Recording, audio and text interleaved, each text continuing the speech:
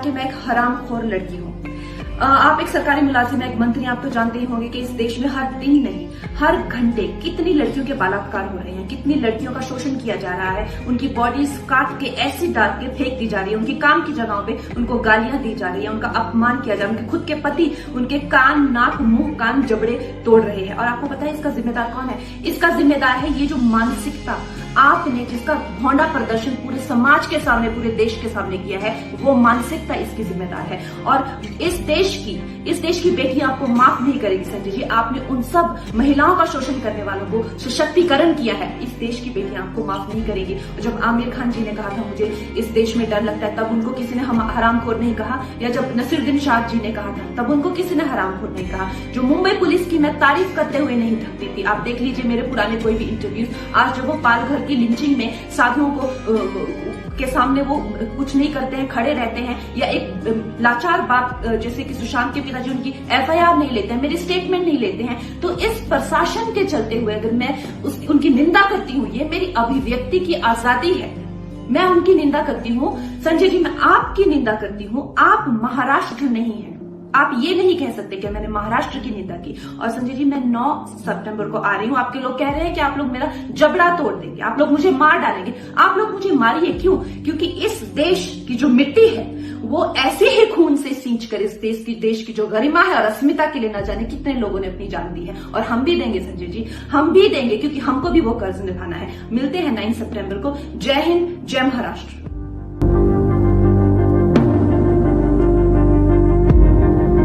जो देश में हो रही चीज़ों से कुछ ऐसे एक्टर्स हैं, मैं जानती हूँ, आई थिंक किसका मैं इंटरव्यू देख रही थी, I think with Anupama, there was Ranveer और आलिया और समबडी लाइक दैट, जो कहते हैं कि हम पॉलिटिक्स के बारे में क्यों बोल रहे हैं, हमने क्या किया, हमने कुछ नहीं किया। सो ऐसे नहीं चलता, you have to be responsible. I think Ranbir Kapoor was telling somebody कि मेरे घर में तो बिजली पानी आता है, मैं क्यों पॉलिटिक्स से, यू नो। सो हाउ, ये देश ने, आप उस देश की वजह से आपका घर है, ये देशवासियों का ही पैसा है जो जिससे करके आप मर्सिडीज में बैठते हैं। How can you talk like that? तो फिल्मों में हम करने वाले हैं, हम कैसे पॉलिटिक्स की बात करते हैं, दिस इज इररिस्पॉन्सिबल। क्या मैं वैसी इंसान हूँ? नहीं, उससे मेरा करियर भी चला जाता तो चला जाए। मेरे घर में बिजली पानी नहीं आता है तो इसका मतलब ये नहीं कि मुझे किसी की पड़ी नहीं हुई है।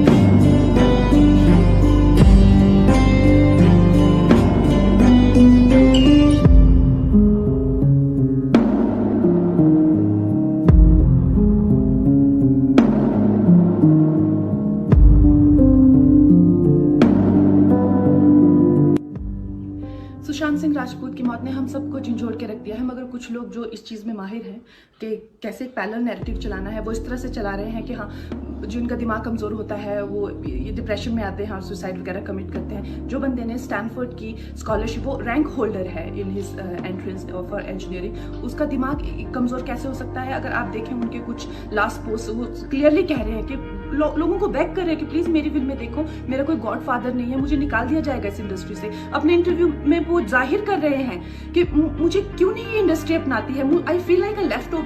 तो क्या इसमें इस हादसे की कोई बुनियाद नहीं है?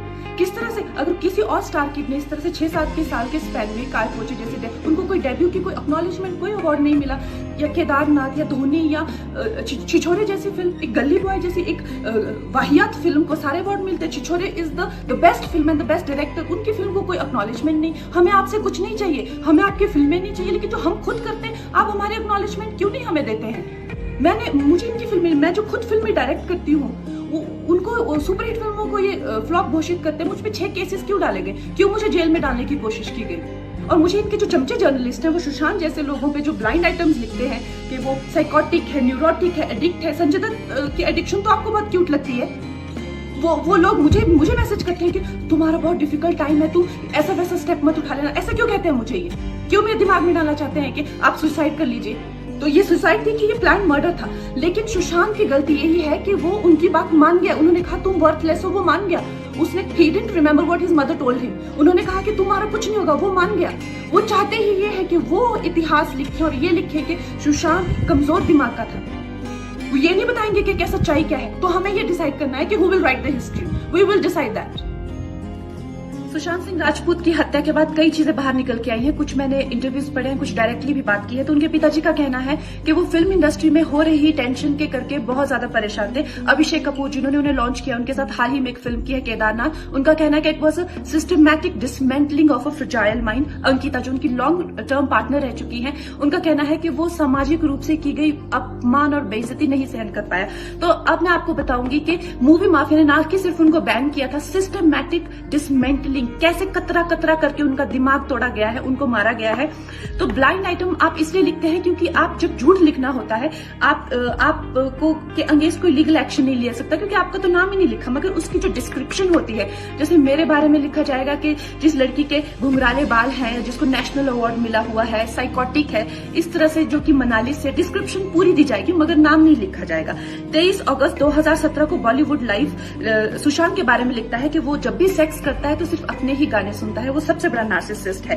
16 दिसंबर 2016 में मुंबई मिरर लिखता है कि सुशांत एक ट्रक ड्राइवर की तरह लगता है। 22 फरवरी 2019 को मुंबई मिरर लिखता है कि पार्टी में तमाशा करने के बाद सुशांत ने कांच की बोतल एक डायरेक्टर के सर पे दे मारी। 18 अक्टूबर 2018 को डीएनए लिखता है कि सुशांत ने अपने को एक्टर का रेप किया और वो मीटू के चलते अब जेल जा सकता है। और ऐसी न जाने कितने अनगिनत झूठ। और ये जो बुद्धिजीवी जर्नलिस्ट हैं, ये जो चील कौए गिद्ध हैं जो मूवी माफिया के पाले हुए हैं, ये इसको मेंटल, इमोशनल, साइकोलॉजिकल लिंचिंग को जर्नलिज्म कहते हैं। मेरे बारे में आज तक जो भी कहा गया मैंने कुछ नहीं कहा, लेकिन जब एक स्वतंत्रता सेनानी के खिलाफ गंदगी लिखी गई, मैंने उस जर्नलिस्ट को कॉन्फ्रंट किया। आपको पता है उसी रात 4 सीनियर जर्नलिस्ट ने मेरे खिलाफ एक गिल्ड बनाई। ऐलान किया गया कि इसकी फिल्म को बैन किया जाए, फ्लॉप किया जाए। आपको पता है 3000 जर्नलिस्ट गैंग अप होते हैं एक अकेली लड़की पर, उसकी इमोशनल लिंचिंग करते हैं सरेआम, और ये समाज कुछ नहीं कहता, कानून कुछ नहीं कहता है। मैंने उन पे केस करने की कोशिश की मगर 1 महीने बाद वो गायब हो गए। मेरी फिल्म रिलीज हुई, गायब हो गए। तो मेरा कहने का मतलब ये है कि अगर ये समाज जिस अन्याय की बुनियाद पर खड़ा है और कभी आवाज नहीं, आप ये पढ़ते हैं, चटकारे लेते हैं, कभी आपने सोचा है कि कभी नेपो किड्स के बारे में ये क्यों नहीं लिखा जाता है? तो ये अन्याय का फंदा किसी दिन आपके बच्चों के गले में लटका मिलेगा, आपके गले में लटका मिलेगा। इसलिए जब तालियां बजेगी और सीटियां बजेगी तब आपको पता चलेगा कि क्या गुजरती होगी।